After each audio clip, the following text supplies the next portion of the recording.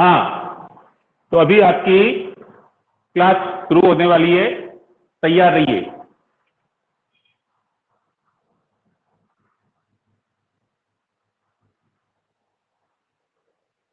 नमस्कार प्यारे भैया बहनों, आदर्श शिक्षण संस्थान जालोर के इस ऑनलाइन क्लासेज में आपका हार्दिक स्वागत, अभिनंदन। आज हम कक्षा अष्टमी के प्रथम अध्याय परिमेय संख्या के बारे में पढ़ेंगे। तो परिमेय संख्या ये एक नया नाम है आपके लिए, तो इसको समझने से पहले हमें पहले से क्या ज्ञान है, पूर्ण ज्ञान की ओर मैं आपको थोड़ा आकर्षित करता हूं, आपका ध्यान ले जाता हूं। तो जब हमने पढ़ना शुरू किया, शुरुआत में जब हम स्कूल गए तो हमें हमारे गुरुजी ने कुछ अंक सिखाए। तो आप सभी को ज्ञात होगा वो हमें वो अंक है वो क्या सिखाए गए थे, तो हमें गिनती सिखाई गई थी, 1 2 3 4 ऐसे करके। सबसे पहले हमें 100 तक गिनती सिखाई गई। हम बहुत खुश हुए, हमने कहा हमने गिनती सीख ली। लेकिन जैसे अगली कक्षा में गए तो फिर हमको आगे बढ़ाया गया, तो हमने कहा अरे 101 102 ये भी गिनती है, और आगे बढ़े, फिर आगे 201 202 301 401 5। तो फिर बालक ने कहा कि ये क्या गिनती तो आगे से आगे बढ़ती जा रही है, यानी हर संख्या के अंदर एक जोड़ने पर आगे वाली संख्या है वो उसको प्राप्त होती है। यानी ये गिनती है वो अनंत तक चलती रहती है, इसका कोई अंत नहीं है। और ऐसी संख्याओं को प्राकृत संख्या कहा गया। इन्हें क्या कहा गया? प्राकृत संख्या। आपको ये पहले पढ़ चुके हैं, पूर्व ज्ञान है आपको, लेकिन वापस कुछ नया करने के लिए, याद दिलाने के लिए मैं बता रहा हूं कि इन्हें हम प्राकृत संख्या कहते हैं। सबसे छोटी प्राकृत संख्या 1 होती है। पिछली कक्षा में पढ़ा है आपने, सबसे छोटी प्राकृत संख्या 1 है, सबसे बड़ी का कोई पता नहीं, आगे से आगे चलती रहती है। हम 5वीं कक्षा पास करके जब छठी कक्षा में आए तो हमारे सामने कुछ इस प्रकार की समस्या आई, जैसे x + 5 बराबर 5। x + 5 बराबर 5, x का मान क्या है? तो x का मान क्या है? तो हमने सोचा, हमने जो गिनती सीखी उसके अंदर तो ऐसा कोई अंक नहीं है। अब 5 में सिर्फ 5 से लेके पीछे क्या बचा? अभी तक हमने गिनती सीखी थी 1 से लेके अनंत तक, तो हमें पता चला कि एक अंक तो बच गया, वह है 0 0। तो इन संख्याओं के अंदर एक संख्या और जुड़ गई, 0, और फिर अनंत तक ये चलती रहती है। अब 0 जब मिल गया तो हमने कहा पूर्ण संख्या। ये क्या है? पूर्ण संख्या। लेकिन जैसे ही हम और आगे बढ़े तो हमारे सामने और इस प्रकार की समस्याएं आ गई, जैसे x + 7 बराबर 5। तो x बराबर 5 - 7। अरे 5 में से 7 कैसे घटाए? तब हमें पता चला कि 0 से भी छोटी संख्याएं होती है, 0 से भी छोटी संख्याएं होती हैं, और हमें माइनस के अंदर संख्याएं मिलना प्राप्त हो गई, यानी ऋणात्मक अंक हमको प्राप्त हुए। तो इन अंकों के बीच में जो हमारे पास पहले से जमा पूंजी थी उसमें हमने ऋणात्मक अंक और जोड़ दिए। ये भी अनंत से शुरू होते हैं, जैसे -3 -2 -1, फिर ये 0 1 2 3, और दोनों तरफ अनंत तक ये अंक बढ़ते रहते हैं। ये अंक कहलाए पूर्णांक। इनको हमने पूर्णांक नाम दिया, जो आपने 7वीं कक्षा में पढ़ा है। इनको हमने पूर्णांक कहा।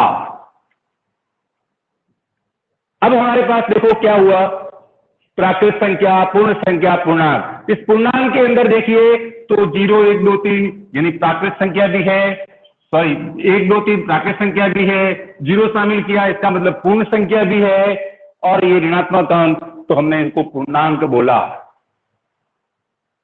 अब बालक ने समझा कि अब सारी संख्या आ गई, प्लस आ गई, माइनस आ गई, लेकिन नहीं, अभी भी कुछ संख्याएं बाकी थी। फिर नाम आता है परिमेय संख्या। परिमेय संख्या ऐसी संख्याएं जिन्हें हम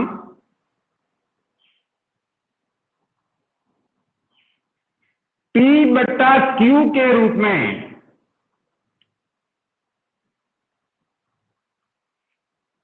लिख सकते हैं, व्यक्त कर सकते हैं, दर्शा सकते हैं।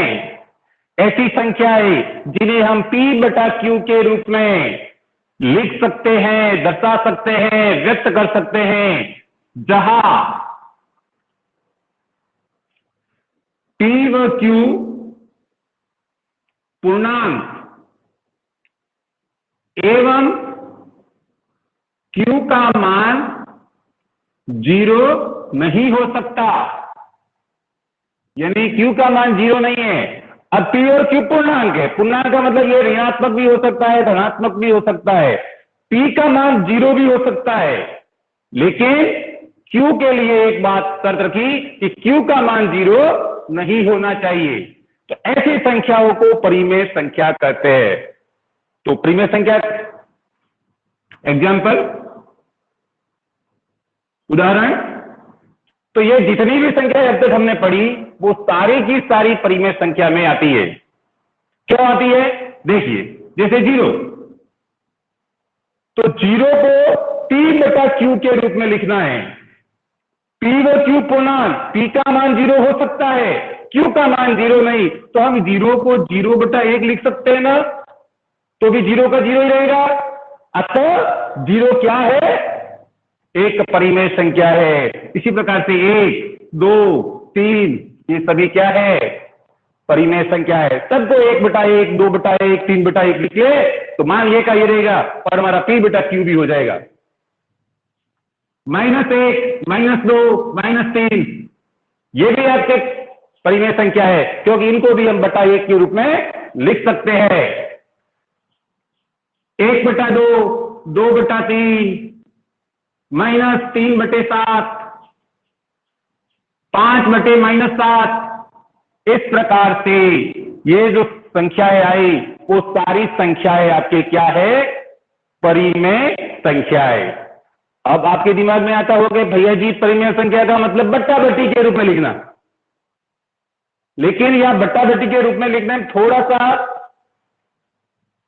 कुछ हद तक तो आप सही है, लेकिन बट्टा बट्टी का मतलब होता है भिन्न, भिन्न के रूप में। तो भिन्न और परिमेय संख्या में थोड़ा सा डिफरेंस है।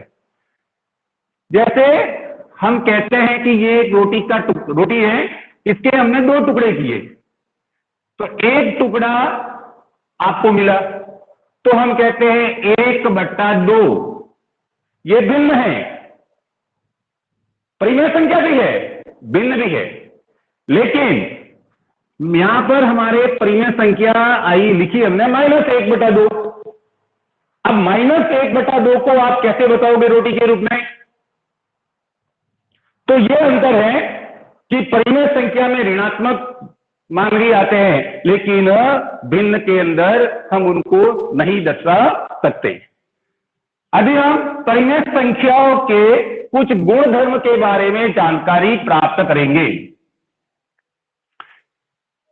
परिमेय संख्याओं के कुछ गुणधर्म हैं, जिसमें सबसे पहला गुणधर्म है समृद्ध।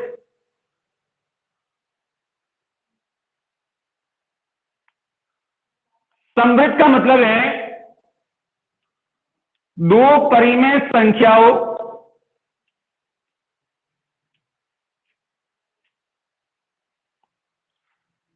को जोड़ने पर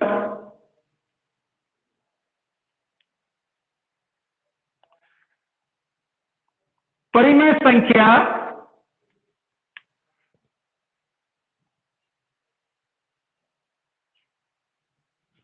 सबसे पहले समृद्ध को योग के रूप में देखेंगे, यानी 2 संख्याओं को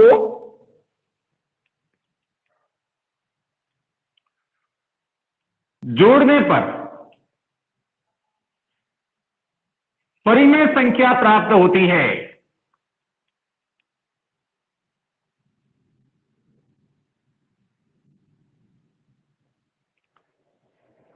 दो संख्याओं को जोड़ने पर परिमेय संख्या प्राप्त होती है, यानी समृद्ध। जैसे 2+3, 2 परिमेय संख्या है, 3 भी परिमेय संख्या है। इनको हम जोड़ेंगे तो क्या आएगा? 5। 2 और 3 दोनों को जोड़ा तो 5 आया। 2 परिमेय संख्या, 3 परिमेय संख्या, 5 भी परिमेय संख्या, यानी 2 परिमेय को जोड़ने पर 5 आता है। तो हम कह सकते हैं कि ये योग समृद्ध है। क्या है? योग समृद्ध। अब आप यहां पर ऋणात्मक अंक लेके भी जोड़ सकते हैं। जैसे देखिए 2 + -3। अब चूंकि -3 भी क्या है? ये भी तो आपकी परिमेय संख्या है। अतः हम कह सकते हैं कि जोड़ने पर क्या आएगा? -1। -1 भी क्या है? आपके लिए एक परिमेय संख्या है। अतः आप कह सकते हैं कि ये क्या है? योग समृद्ध है।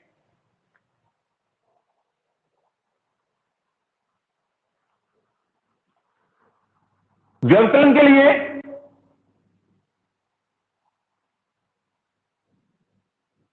व्यवकलन यानी घटाना बाकी।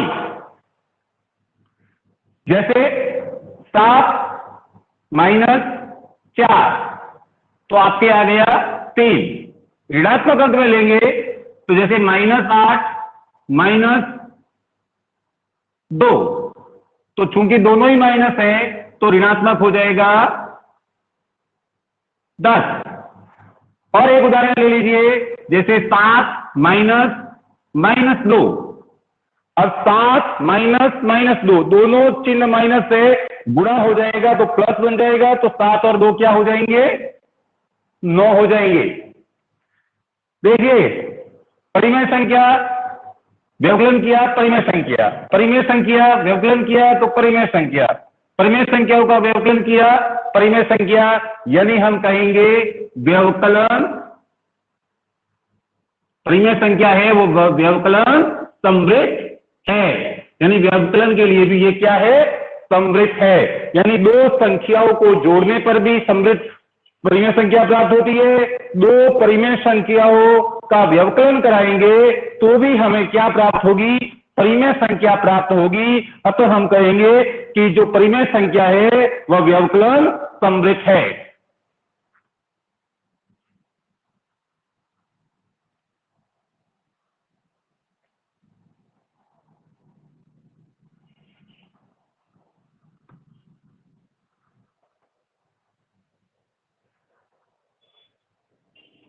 गुणा के लिए देखते हैं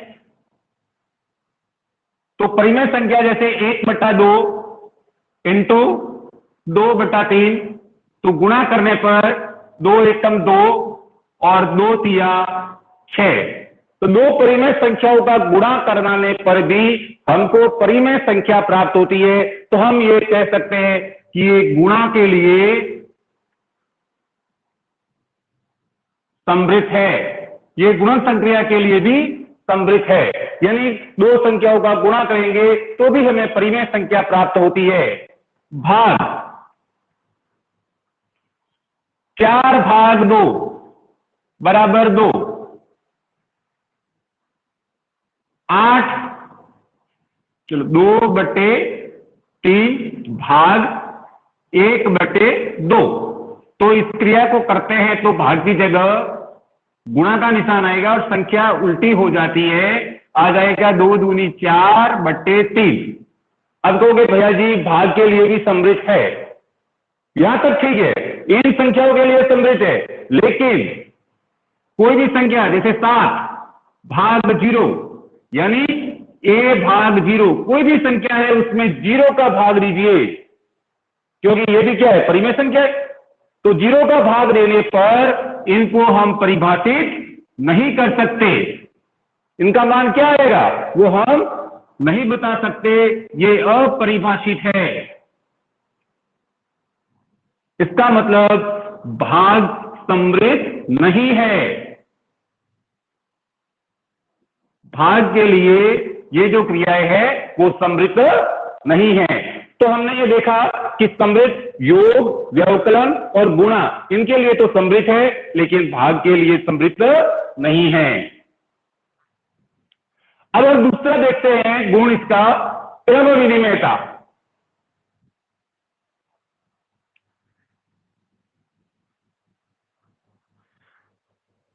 दूसरा गुण है परिमेय संख्याओं का क्रम विनिमयता। क्रम विनिमयता का मतलब है, जैसे 1/2 सबसे पहले जोड़ के लिए देखते हैं कि 1/2 प्लस 2/3 जोड़ की तो क्या आया, लसपा है 6, 2 का भाग 6 में 3 बार गया, 3 का गुणा 1 से किया 3 का भाग 6 में 2 बार गया, 2 दूनी 4, 4 और 3 7, 7/6। हमने दो परिमेय संख्याओं को जोड़ा, परिमेय संख्या 7/6 प्राप्त हुई।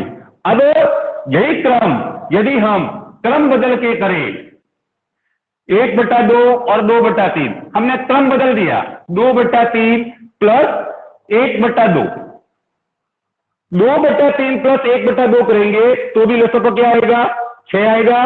3 का भाग 6 में 2 बार जाएगा, 2 दूनी 4 हो गया, 2 का भाग 6 में 3 बार गया, 3 एकम 3, 3 आएगा। वापिस आंसर तो हमारा 7/6 ही आएगा। क्रम विनिमयता यानी क्रम बदल कर जोड़ना, पहली संख्या को दूसरे स्थान पर, दूसरे को पहले स्थान पर लाना। ऐसा करने पर हमारा आंसर वो का वो आता है, कोई अंतर नहीं होता है। यानी हम कहेंगे योग क्रम विनिमय है, योग क्रम विनिमय है। इन परिमेय संख्याओं का जो योग है, परिमेय संख्या है, वो योग क्रम विनिमय होती है। व्यवकलन के लिए देखते हैं, तो व्यवकलन में सीधी सी सरल देखते हैं, 4 - 2 तो क्या आएगा, 2 आता है। लेकिन क्रम बदल देते हैं, 2 - 4 करेंगे तो क्या आएगा, -2 होगा। क्या दोनों आंसर समान आए, नहीं आए। यानी व्यवकलन क्रम विनिमय नहीं, ये क्रम विनिमय नहीं है। फिर हम गुणा में देखते हैं, तो वापिस देखते हैं कि 1/2 इंटू 2/5, तो 2 एकम 2, 5 दूनी 10। और इसको क्रम बदल के करेंगे, 2/5 इंटू 1/2, तो भी यही क्रिया 2/10 ही आपको मिलने वाले हैं। यानी हम कहेंगे कि गुणा के लिए क्रम विनिमय है। भाग की क्रिया करते समय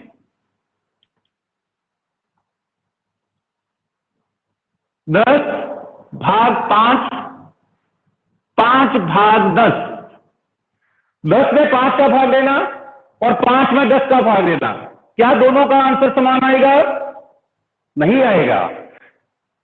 10 में 5 का भाग दोगे 2 बच जाएगा, 5 में 10 का भाग दोगे 0.5 आएगा, 10/5 आएगा। यानी कहेंगे परिमेय संख्या भाग क्रम विनिमय नहीं है, ये भाग के लिए क्रम विनिमय नहीं है। आगे आपके गुण आता है साहचर्य।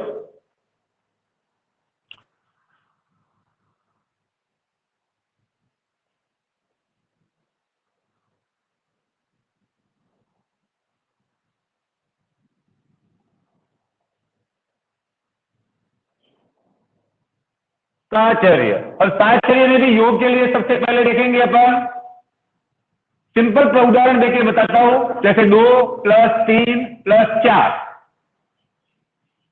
हम इन दोनों संख्याओं को पहले जोड़ते हैं,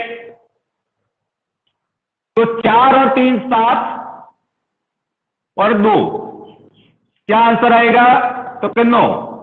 अब हम इसको इस प्रकार से जोड़ दें, संख्या वो की वो है, लेकिन पहले हमने इन दोनों को जोड़ा, 3 और 2 5 + 4 = 9। यानी 3 संख्याएं हैं, तो हमने किन्हीं 2 संख्याओं को पहले जोड़ा, फिर तीसरी संख्या को जोड़ा, हमने फिर क्रम बदल दिया, इन दो संख्याओं को पहले जोड़ दिया, फिर उसको तीसरी को जोड़ा, तो आंसर समान आएगा। अतः हम कहेंगे ये योग साहचर्य है, परिमेय संख्या योग साहचर्य है। व्यवकलन में देखेंगे, व्यवकलन के अंदर देखने पर अपन देखते हैं कि 7 माइनस 5 माइनस 2, 7 माइनस 5 माइनस 2। अब इन दो संख्याओं का पहले करते हैं, तो 7 माइनस 5 में से 2 गए 3, 7 में से 3 गए 4। अब इनको पहले लेंगे तो 7 में से 5 गए, 7 में से 5 गए 2, माइनस 2 बराबर 0। यानी हम कहेंगे कि ये व्यवकलन साहचर्य नहीं है, परिमेय संख्या व्यवकलन साहचर्य नहीं है।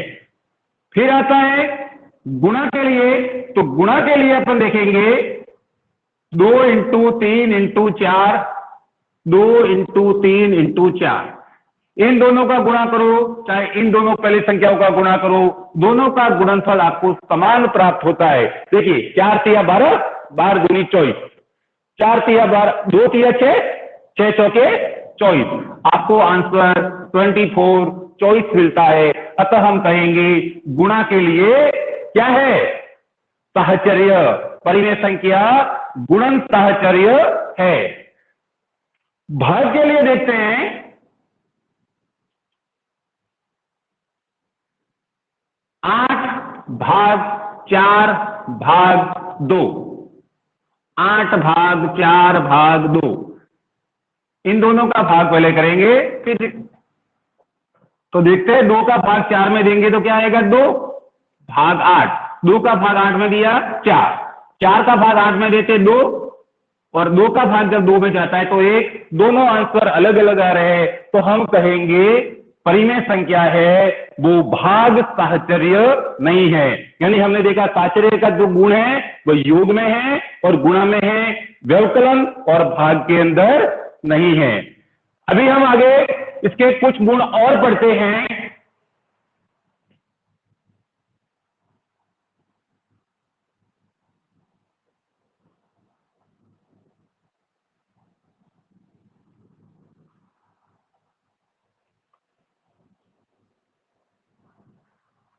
शून्य की भूमिका,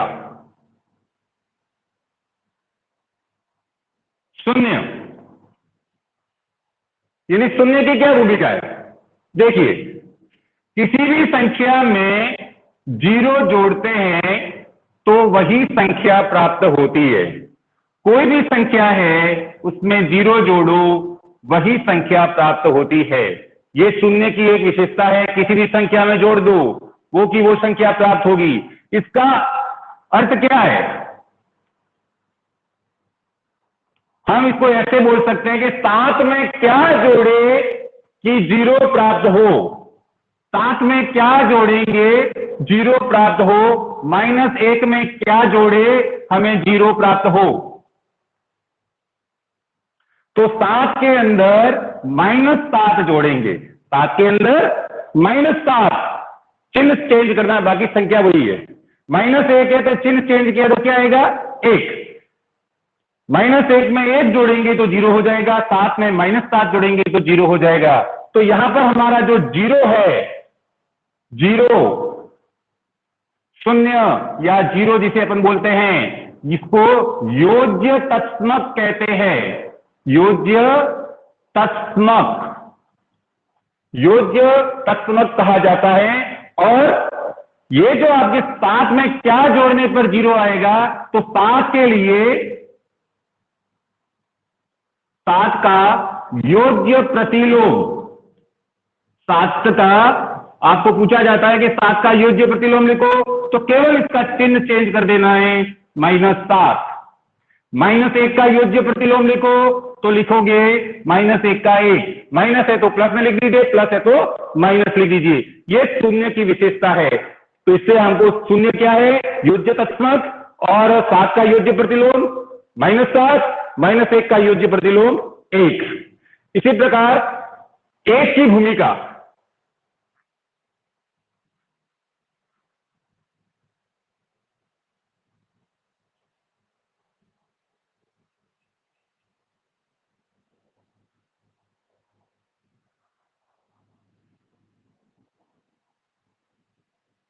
एक की भूमिका। एक की क्या विशेषता है? तो एक की विशेषता यह है कि किसी भी संख्या में एक का गुणा कर दे तो वही संख्या प्राप्त होती है।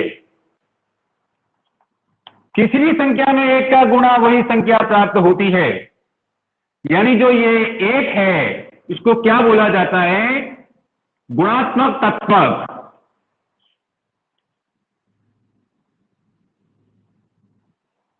एक है, ये क्या है? हमारा गुणात्मक तत्वक है। और 7 का गुणात्मक प्रतिलोम। अब गुणात्मक प्रतिलोम का मतलब 7 में किसका गुणा करे कि 1 आए? जिसका गुणा करेंगे वो इसका गुणात्मक प्रतिलोम होगा। तो इसका मतलब इसको उल्टा करना, 1/7। 7 का गुणात्मक प्रतिलोम 1/7। 2/3 का गुणात्मक प्रतिलोम उल्टा करिए, व्युत्क्रम करिए, 3/2। तो ये गुणात्मक प्रतिलोम और योज्य प्रतिलोम, ये दो चीज आपने आज सीखी। प्रश्नावली के अंदर प्रश्न संख्या 2 योज्य प्रतिलोम लिखिए, प्रश्न संख्या 4 गुणात्मक प्रतिलोम लिखिए। तो मैंने आपको यहां पर योज्य प्रतिलोम बताया। योज्य प्रतिलोम का मतलब है चिन्ह चेंज करना। गुणात्मक प्रतिलोम का मतलब है उस संख्या को व्युत्क्रम करना, उल्टा करना। तो आपको आज के गृह कार्य के अंदर प्रश्न संख्या 2 और 4 करनी है। इसमें कुछ प्रश्न इस प्रकार से भी आते हैं, जैसे योज्य प्रतिलोम के अंदर आपको दे -11 बटा -17, दोनों ही माइनस कर दिया। अब दोनों ही माइनस है तो क्या होगा? आप इनको माइनस माइनस कट जाएंगे, कैंसिल हो जाएंगे। दोनों ही संख्या माइनस में है तो कट जाएगी। वास्तव में ये संख्या क्या होगी? 11/17। और इसका योज्य प्रतिलोम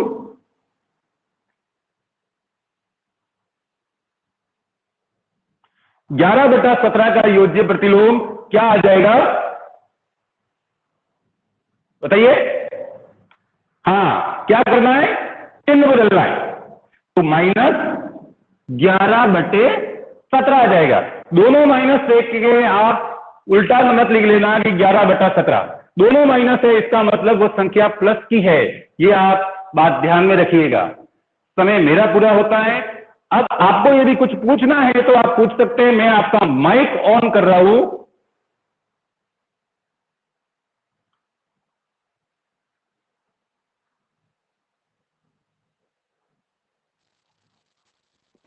भैया जी कॉपी में कब डालोगे? नहीं सर, कुछ नहीं पूछना सोच। हाँ बोलिए। कॉपी में कब डालोगे? कॉपी में कब डालोगे ये आपको करना है। और इसका लिखा हुआ मैं पीडीएफ आपको अभी नहीं करना है। आपने पढ़ लिया, समझ लिया। अभी मैं इसकी पीडीएफ आपके ऊपर भेज दूंगा। इसी ऐप के अंदर आप स्टडी मटेरियल एक एक करके बोलिए भैया, एक एक करके बोलिए। स्टडी मटेरियल के अंदर जाके देखना, शाम तक आ जाएगा। शाम तक कब आएगा? सुन रहे हो? शाम तक आपके मोबाइल, पहले आप मेरी आवाज सुनिएंगे।